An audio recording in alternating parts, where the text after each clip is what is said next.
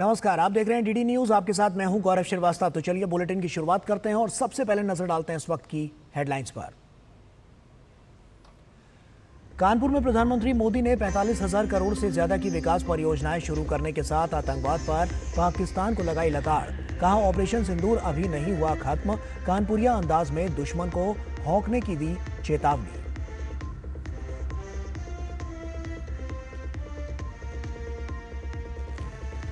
प्रधानमंत्री मोदी ने बिहार की धरती से आतंक के आकाओं को फिर ललकारा। कहा, आतंक का फन अगर फिर उठेगा तो उसे बिल से खींचकर कुचल देंगे। जंगल राज को लेकर आरजेडी कांग्रेस पर कसा तंज।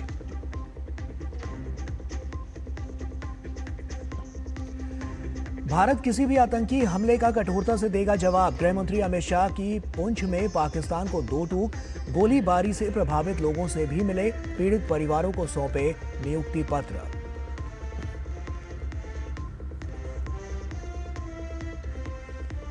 समुद्र में तैनात आईएनएस विक्रांत से गरजे राजनाथ सिंह। कहा, ऑपरेशन सिंदूर अभी नहीं हुआ खत्म। अगर पाकिस्तान ने फिर की हिमाकत तो भारत का जवाब और भी होगा कठोर।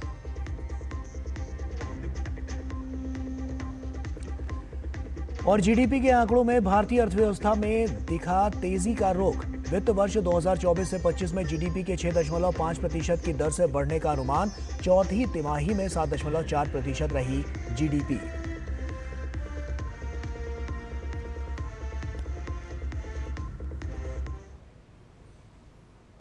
और आइए बुलेटिन की शुरुआत करते हैं। प्रधानमंत्री ने कानपुर में 45,600 करोड़ रुपए की 15 परियोजनाओं का उद्घाटन और शिलान्यास किया, जिसमें मेट्रो पनकी, जवाहर खुर्जी, घाटमपुर विद्युत परियोजना का लोकार्पण शामिल रहा। वहीं बिठूर क्षेत्र में अग्निशमन केंद्र का आवासीय परिसर, यमुना एक्सप्रेस क्षेत्र में सब स्टेशन का उद्घाटन भी प्रधानमंत्री ने किया। और वहीं प्रधानमंत्री ने नयागंज से कानपुर सेंट्रल के बीच चलने वाली मेट्रो को हरी झंडी दिखाई।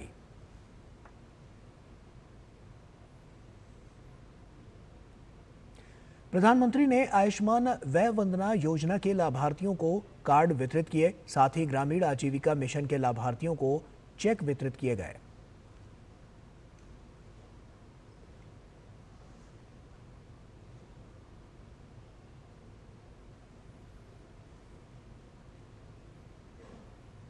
तो आयुष्मान वय वंदना योजना के लाभार्थियों को प्रधानमंत्री ने ये चेक भी वितरित किए हैं और तमाम बड़ी और महत्वपूर्ण बातें यहाँ पर उन्होंने कही है। काफ़ी महत्वपूर्ण ये पूरा दौरा प्रधानमंत्री नरेंद्र मोदी का। और इस अवसर पर आयोजित जनसभा को संबोधित करते हुए प्रधानमंत्री नरेंद्र मोदी ने कहा कि बहनों बेटियों का आक्रोश ऑपरेशन सिंदूर के रूप में देखा जा सकता है। पीएम मोदी ने पहलगाम हमले में जान गंवाने वाले शुभम द्विवेदी का भी जिक्र किया और कहा कि वे बर्बरता का शिकार हुए। पहलगाम हमले के कारण मुझे अपना कानपुर दौरा रद्द करना पड़ा। पहलगाम के कायरना आतंकी हमले में हमारे कानपुर के बेटे शुभम द्विवेदी ने भी इस बर्बरता का वो शिकार हुए। बेटी ऐशन्या की वो पीड़ा, वो कष्ट और भीतर का आक्रोश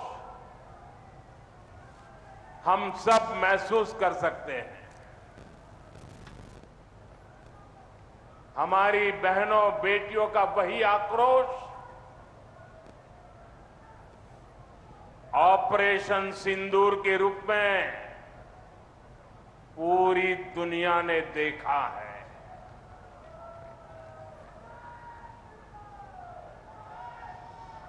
हमने पाकिस्तान में आतंकियों के ठिकाने घर में घुसकर सैकड़ों मील अंदर जाकर तबाह कर दिए। और वहीं भारत की जीडीपी ग्रोथ चौथी तिमाही में 7.4% रही। ये आंकड़ा अर्थशास्त्रियों के अनुमान से बेहतर रहा। सांख्यिकी और कार्यक्रम कार्यान्वयन मंत्रालय के राष्ट्रीय सांख्यिकी कार्यालय ने वित्त वर्ष 2024 से 25 और वित्त वर्ष 2024 से 25 की जनवरी से मार्च तिमाही के लिए भारत के सकल घरेलू उत्पाद के अंतिम अनुमान जारी किए हैं। वित्त वर्ष 2024 से 25 में वास्तविक सकल घरेलू उत्पाद में 6.5% की बढ़ोतरी होने का अनुमान है। विकास की गति देने वाले प्रमुख क्षेत्रों में निर्माण, लोक प्रशासन और रक्षा और वित्तीय सेवाएं शामिल है। वित्त वर्ष 2024 से 25 में वास्तविक सकल घरेलू उत्पाद के अंतिम अनुमान में 6.5% की वृद्धि दर्ज की गई है, जबकि वित्त वर्ष 2024 से 25 की चौथी तिमाही के दौरान वास्तविक सकल घरेलू उत्पाद में 7.4% की वृद्धि देखी गई है। और इसी पर हमारे साथ आपको बता दें कि मेहमान साथ में जुड़ रहे हैं। शुभमोय भट्टाचार्य जी हमारे साथ जुड़ रहे हैं, जो कि वरिष्ठ आर्थिक पत्रकार हैं। शुभमोय जी, बहुत बहुत स्वागत। और उसी के साथ सबसे पहला और अहम सवाल, क्योंकि जिस तरह की उम्मीद लगाई जा रही है उससे बेहतर प्रदर्शन करते हुए नजर आ रहे हैं, साफ तौर पर ये आंकड़े क्या कहते हैं? आने वाला कल कैसा होने वाला है? क्या मजबूत भारत की मजबूत नींव अब और ज्यादा पक्की होती हुई नजर आ रही है? सबसे पहले हम ये जान लें, आप जो डेटा जो बता रहे थे, इसकी जो रिकवरी है वो जितना हमने एंटिसिपेट किया था उससे कहीं ज्यादा रिकवरी हुआ है। वो अपने आप में एक बहुत कॉन्फिडेंट वाली बात है। साथ में डेटा आपको ये भी दिखाएगा कि प्राइवेट फाइनल कंजम्पशन एक्सपेंडिचर जो उतर के 5.6% हो गया था, वो भी इंप्रूव करके 7.2% हुआ है। प्राइवेट फाइनल कंजम्पशन एक्सपेंडिचर बहुत इंपॉर्टेंट है, क्योंकि इससे बताता है कि अर्थव्यवस्था में लोगों को कामकाज के चलते उनके जो कंजम्पशन की जो स्थिति है वो कितनी बेहतर हो रही है। क्योंकि एक तरफ तो सरकार कैपिटल फॉर्मेशन, प्राइवेट सेक्टर में कैपिटल फॉर्मेशन का गति बरकरार है, लेकिन साथ में जो रियल वेजेस वगैरह है उसकी कितनी रिकवरी हुई है। तो ये सब चीजें सब मिलाकर बहुत बड़ी आशा का एक संकेत बताता है और बहुत क्लियर बताता है कि इकोनॉमी का रिकवरी बहुत स्ट्रांग हुआ है। सबसे बड़ी बात यह है कि ये जो डेटा हम देख रहे हैं ये बहुत कोई छोटा इकोनॉमी का नहीं, वर्ल्ड का 4th लार्जेस्ट इकोनॉमी, इसका डेटा का हम आलोचना कर रहे हैं, डिस्कस कर रहे हैं। इसकी बहुत बड़ी इंपॉर्टेंस ये है कि इस डेटा का किस तरह से डेटा बनता है, किस तरह के ये डेटा सामने आ रहे हैं, उससे 1.4 बिलियन लोगों, पृथ्वी के एक बहुत बड़े तादाद के लोगों का जीवन प्रणाली जुड़ा हुआ है। ये एक बहुत इंपॉर्टेंट चीज है कि दुनिया के लिए भी भारतीय अर्थव्यवस्था में किस तरह का बदलाव आ रहा है वो बहुत ही सिग्निफिकेंट है, बहुत ही सिग्निफिकेंट है, क्योंकि ये दुनिया का और आर्थिक हालत का किस तरफ मोड़ लेगा, किस तरफ चलेगा, इसके लिए ये नंबर्स बहुत इंपॉर्टेंट इंडिकेटर्स है। हम इस चीज को हम अगर समझ के चले तो ये बहुत इंपॉर्टेंट है कि ये जस्ट सिर्फ क्वार्टर टू क्वार्टर ही नहीं। जी शुभमोय जी, अगर हम बात करें, तमाम ऐसे सेक्टर्स हैं जिसमें हमने साफ तौर पर बहुत ग्रोथ देखी है और उसी ग्रोथ का ये परिणाम है जो साफ तौर पर इन आंकड़ों में नजर आ रहा है। हम कृषि की बात कर लें, इसके अलावा भी तमाम अलग अलग हमने सेक्टर्स देखे हैं, इंफ्रास्ट्रक्चर की बात कर लें, बहुत विकास हुआ है और इन्हीं विकासों के जरिए ये जो आंकड़े हैं वो निकलते हुए सामने आए हैं। क्या लगता है आने वाले समय में किस तरह से और ज्यादा सुनहरा भविष्य हम देख पाएंगे? क्योंकि मजबूत नींव की तरफ तो हम बढ़ते हुए नजर आ रहे हैं, लेकिन और भी क्या कुछ नजर आ रहा है जो तमाम सेक्टर्स में जो लगातार डिलीवर करते हुए नजर आ रहा है? एग्रीकल्चर सेक्टर खासकर हम एक्सपेक्ट भी कर रहे थे कि काफी अच्छा परफॉर्मेंस रहेगा और बिल्कुल नतीजा जो निकला है वो वही दिख रहा है कि जो ग्रोथ रेट जो 2.7% हो गया था पिछले साल, उसके कंपैरिजन में इस बार एग्रीकल्चर सेक्टर का ग्रोथ रेट 4.4% हुआ है। तो ये काफी सिग्निफिकेंट राइज। एग्रीकल्चर सेक्टर के लिए 4.4% एक बहुत बड़ा एक उछाल है। और Q4 परफॉर्मेंस का अगर हम देखें तो उसमें 5% ग्रोथ रेट, यानी कि अगर क्वार्टरली परफॉर्मेंस देखें, सेम क्वार्टर लास्ट ईयर में इसका 0.8% ग्रोथ रेट था, वहां से उठ के ये 5% ग्रोथ रेट हुआ है। तो निश्चित ही बहुत बड़ा अंतराल एग्रीकल्चर सेक्टर लाया है, एक बहुत बड़ा जंप लाया है।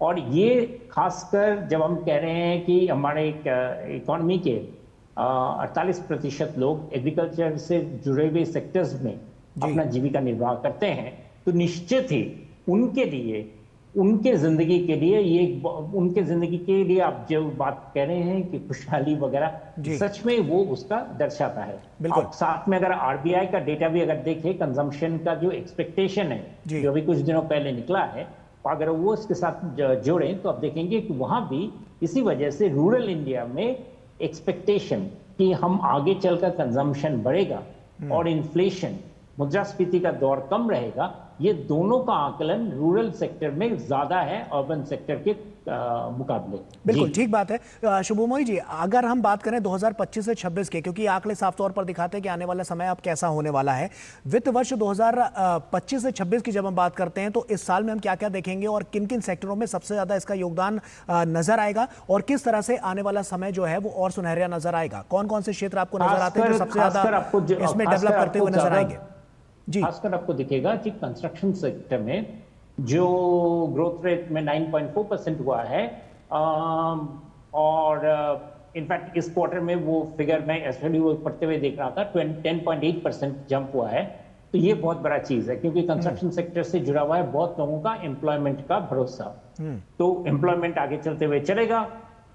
साथ में financial services, real estate, professional services जो 7.2% राइज किया है, इससे फायदा ये होता है कि इन सारे सेक्टर्स में सब एम्प्लॉयमेंट का, एक तरफ कंस्ट्रक्शन में लो स्किल्ड वर्कर्स के एम्प्लॉयमेंट का बहुत बड़ा तादाद बनता है, उसी तरह फाइनेंशियल और प्रोफेशनल सर्विसेज में हायर स्किल्ड वर्कर्स के एम्प्लॉयमेंट का बहुत बड़ा क्षेत्र बनता है। तो दोनों तरफ से अगर हम देखें तो ये बहुत बड़ा एम्प्लॉयमेंट के लिए एक जिसे कहते हैं वेरी पॉजिटिव डेवलपमेंट है, और इकोनॉमी के लिए हम जितना एक्सपेक्ट कर रहे थे उससे ज्यादा रिकवरी होते हुए नजर आ रहा है। बिल्कुल, आपने कंजम्पशन की बात की, तो क्या सप्लाई चेन जो है हमने देखा है कि उसमें और ज्यादा बढ़ोतरी नजर आ रही है, तो क्या एक अहम फैक्टर रहा है जिसकी वजह से ये आंकड़े सामने आए हैं? और अभी आपको इसके सप्लाई चेन के साथ साथ आप जब देख रहे हैं कि जो हमारे जो नॉमिनल जीडीपी है वो 9.8% रीच किया है, इसका एक बहुत बड़ा महत्व ये है कि ये डेटा आपको दिखा रहा है कि भारत की इकोनॉमी इस वक्त दुनिया में अगर हम पर कैपिटा इनकम के हिसाब से भी देखें तो काफी ज्यादा आगे चल चुका है, और इसकी वजह से आपको जिसे कहते हैं वाइड स्प्रेड कंजम्पशन रिकवरी लोगों की जिंदगी में वो आपको नजर आता हुआ दिखाई देगा। और डेफिनेटली सप्लाई साइड शॉक के जो बात हम कुछ क्वार्टर्स पहले कर रहे थे उसका इफेक्ट काफी हद तक रिड्यूस हो गया है, और ये बहुत सारे जो गवर्नमेंट के जो स्टेप्स हैं कि इन्वेस्टमेंट्स को लोकल फॉर वोकल, ये बहुत सारे जो स्मार्ट स्ट्रैटेजीज अपनाए गए हैं उनसे आपको इसका फायदा मिल रहा है। क्या इन्फ्लेशन रेशियो का भी असर इस पे पड़ता हुआ नजर आएगा? देखिए, अगर इकोनॉमी में बढ़ता है, इन्फ्लेशन दो चीज है। एक तरफ तो इन्फ्लेशन, अगर हम रूरल इकोनॉमी के लिए देखें तो इन्फ्लेशन जरूरी होता है, क्योंकि अगर हम जो एग्रीकल्चर सेक्टर में जो जुड़े हुए हैं उनकी जिंदगी, उनका इनकम फ्लो अगर देखें तो उसमें अगर मुद्रास्फीति ना आए तो उनके लिए प्रॉब्लम हो जाता है। कृषि क्षेत्र में जिनको जो काम कर रहे हैं उनके पैदावार का दाम बढ़ना चाहिए, अगर वो बढ़ता है तो उनके लिए प्रॉफिट होता है।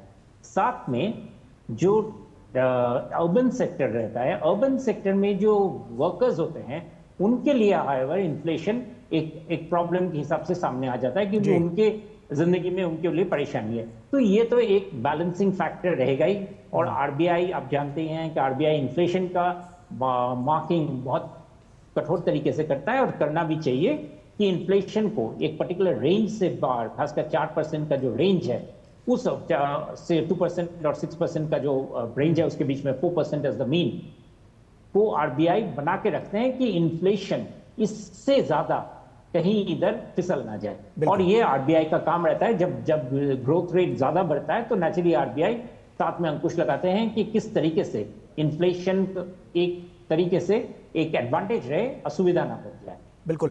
प्रोडक्शन सेटअप में भी हमने देखा है कि बहुत सारे चेंजेस किए गए हैं, क्या ये भी एक बहुत बड़ा इंपैक्टफुल यहाँ पर कंडीशन थी जिसकी वजह से ये जो रेशियो है वो निकलता हुआ सामने आया है?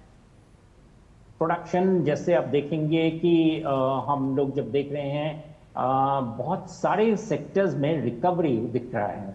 जैसे अगर आप देखें कि प्रोडक्शन ऑफ कोर सेक्टर में, जैसे coal, crude petroleum, natural gas, cement, consumption of steel, साथ में रेलवेज का जो फ्रेट मूवमेंट है, इन सभी चीज़ों में रिकवरी आया है। और ये रिकवरी हमारे लिए अच्छी बात है, क्योंकि ये सारी रिकवरी ये दर्शाता है कि इकोनॉमी में कोई कहीं पे अड़चन नजर नहीं आ रहा है। देयर इज नो चैलेंजेस जो हमें, जिसे कहते हैं, हम कह सकते हैं कि इसके वजह से हमारे ग्रोथ में असुविधा हो रहा है, इन वजह से हम ग्रोथ आगे नहीं ले जा पा रहे हैं, उस तरह का स्टोरी हमें सामने नहीं मिल रहा है। बल्कि आपको ये दिखेगा कि जो अभी इसके चलते आप देखेंगे कि जैसे जीडीपी में टैक्स का जो परसेंटेज है बिल्कुल वो काफी हद तक बढ़ेगा, क्योंकि और ये देश के लिए अच्छा भी है, क्योंकि अगर गवर्नमेंट इन्वेस्टमेंट्स की बात करते हैं, 10.11 ट्रिलियन इन्वेस्टमेंट करने का गवर्नमेंट का, सेंट्रल गवर्नमेंट का मंशा है, साथ में स्टेट गवर्नमेंट्स का, तो उन सब के लिए ये कंफर्टेबल बन जाता है कि वो ठोस इन्वेस्टमेंट्स, अभी आप थोड़ी देर पहले जो ऐसे एयरपोर्ट वगैरह की जो आप इन्वेस्टमेंट्स की बात कर रहे थे, उन सभी के इन्वेस्टमेंट्स करने में गवर्नमेंट को सहूलियत मिलती है। और ये भी देखा गया शुभम मोहित जी कि साफ तौर पर प्रोडक्शन जो है उसकी भी जो डिमांड है वो बढ़ी है और उसी हिसाब से सप्लाई चेन भी बढ़ी है, तो ये दोनों रेशियोज जो रहे हैं वो कहीं ना कहीं और ज्यादा प्रगति देने में कारगर साबित हुए हैं। बिल्कुल, आपको हर तरीके में आप देखेंगे कि जो गवर्नमेंट के साथ साथ जो हर इकोनॉमी में, मैं एक डेटा देख रहा था कि किस तरीके से कोई जिसे कहते हैं हम जीडीपी का जो डेटा है, उस डेटा में कहीं पे हमको इस तरह का जिसे कहते हैं असुविधा वाली चीज नहीं दिख रहा है। खासकर आप एक्सपोर्ट्स की अगर आप बात करें, एक्सपोर्ट्स हमारे इस साल काफी डिफिकल्ट सिचुएशन से जा रहे हैं, बट फिर भी एक्सपोर्ट्स का ग्रोथ रेट कंफर्टेबल बना हुआ है, और ये हमारे लिए एक बहुत बड़ी एक कॉन्फिडेंस का चीज है। एक्सपोर्ट क्षेत्र से आपको जैसे जानते हैं बहुत सारे लोगों का जिंदगी का जुड़ा हुआ है, क्योंकि स्मॉल एंड मीडियम एंटरप्राइजेस में का एक्सपोर्ट के ऊपर बहुत बड़ा नजर रहता है। तो एक्सपोर्ट के डेटा जो है, जो हमें दिख रहा है, वो कंफर्टेबल दिख रहा है। आप साथ में अगर आप देखें कि हर तरीके का सेक्टर्स में जो हम डेवलपमेंट की बात कर रहे हैं कि एग्रीकल्चर से लेकर मैन्युफैक्चरिंग, इलेक्ट्रिसिटी, ट्रेड, होटल्स, यहाँ तक कि वो गैस, वाटर सप्लाई, इन सभी सेक्टर्स में बहुत अच्छा रिकवरी हुआ है। तो ओवरऑल इकोनॉमी में जैसे कहते हैं ब्रॉड बेस्ड रिकवरी का स्रोत नजर आ रहा है, और ये अच्छी चीज है कि कोई एक सेक्टर के बिंदु के ऊपर, एक सेक्टर के ऊपर जुड़ा हुआ नहीं है डेवलपमेंट का ये जीडीपी का दारोमदार। उससे क्या हो जाता है कि उससे फिर इकोनॉमी में एक स्ट्रेस स्ट्रेन बन जाता है, और इकोनॉमी का डेवलपमेंट में आप देखेंगे कि कुछ हद तक तो बढ़ रहा है, लेकिन डेवलपमेंट आगे नहीं बढ़ रहा। मुझे लग रहा है अभी हम जो डेटा देख रहे हैं, इस डेटा के चलते हम ये एक्सपेक्ट कर सकते हैं कि आगे चलकर 25-26 में एक broad based recovery of the economy का आना बहुत संभावना है, और ये एक बहुत बहुत कॉन्फिडेंट चीज है। खासकर हम इस बार ये एक्सपेक्ट कर रहे हैं कि लॉन्ग पीरियड मानसून का रिजल्ट अच्छा रहेगा। तो डेफिनेटली शुरुआत में ही खरीफ सेक्टर में, खरीफ का कल्टीवेशन में, साथ में जो चलते हुए हमारे कोल सेक्टर की जो खपत है, उसमें भी सब चीजों में एक बैलेंस्ड ग्रोथ का निश्चित तौर पर ये तमाम ऐसे पॉइंट्स हैं जो लगातार हम देख रहे हैं कि इन पर लगातार जो चर्चा है वो आगे भी जारी रहेगी, क्योंकि लगातार जो हम अनुमान अभी तक जो हमने लगाया था उससे कहीं बेहतर जो परफॉर्मेंस है वो निकलकर सामने आ रही है और वो आंकड़ों में नजर आ रही है। आपका बहुत बहुत शुक्रिया शुभमोय भट्टाचार्य जी, हमसे जुड़ने के लिए और तमाम बातचीत हमसे यहाँ पर करने के लिए बहुत बहुत शुक्रिया आपका। और वक्त यहाँ पर एक छोटे से ब्रेक का हो गया। ब्रेक के उस पार जब लौटेंगे तो कुछ अन्य खबरों से आपको रूबरू कराएंगे। छोटा सा ब्रेक ले रहे हैं, कहीं मत जाइए, जल्द हाजिर होता है।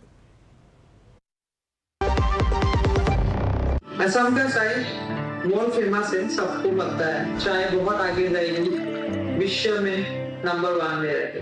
200 glorious years of Assam tea. The saga will continue for many more centuries to come.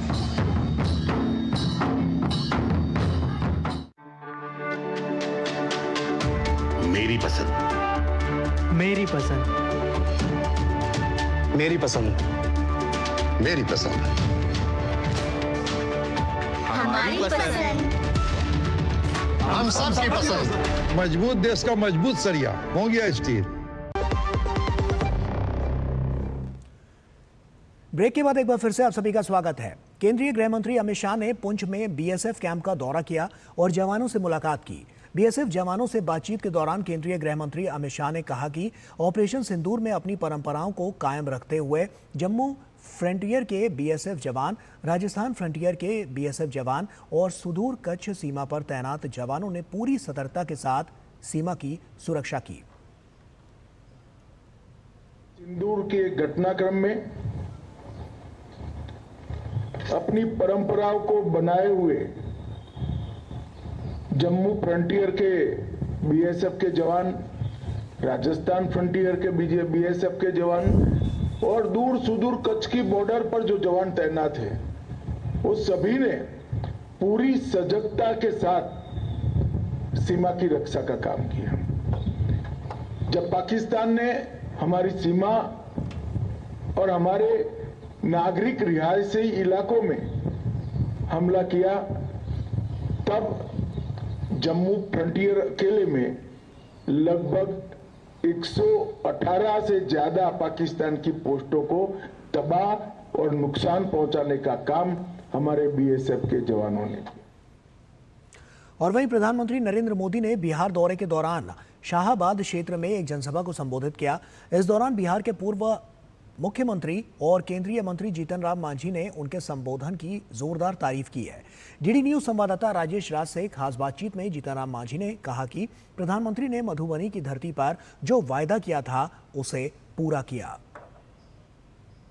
Shahabad में प्रधानमंत्री नरेंद्र मोदी की यात्रा अभी संपन्न हुई है और हमारे साथ बिहार के पूर्व मुख्यमंत्री और केंद्रीय मंत्री जीतन राम मांझी हैं इस मुद्दे पर बातचीत करने के लिए।